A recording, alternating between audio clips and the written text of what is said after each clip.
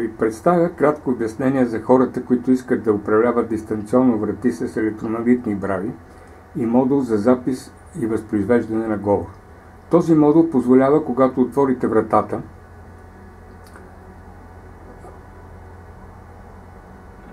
когато отваряте вратата си с електромагнитна брава, чрез един от трите варианта, който предпочитате, чрез GSM модул, чрез приложение от смартфон с Wi-Fi модул или с обикновено дистанционно управление, да чувате запис на говор, какъвто вие предпочитате и сте си записали предварително.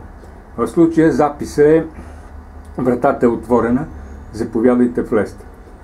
По този начин в рамките на 10 секунди, както обикновено се програмират модулите за управление, вие може да си отворите вратата. В този случай модул за запис и възпроизвеждане на говор замества зумера, който възпроизвежда звуков сигнал, за да ви ориентира кога да отворите вратата. Но по много оригинален начин, с възпроизвеждане на говор, който ви ориентира кога да отворите вратата в рамките на тези 10 секунди. И сега ще ви покажа как с избирането от GSM модула на входната врата на офиса избираме и съответно вратата ще се отвори, когато протече процеса на избиране.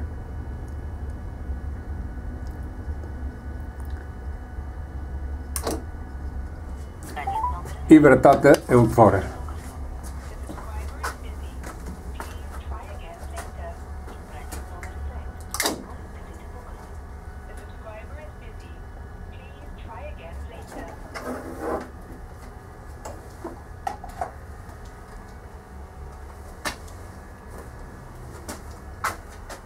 Електромагнитната брава се отваря и вратата е отворена. Когато изберем по същия начин с GSM модула, вратата е отворена. Заповядайте, влезте. Вратата е отворена. Заповядайте, влезте. вратата се отваря. В рамките на тези 10 секунди чувате говорящата сирена, която ви оповестява кога да отворите вратата.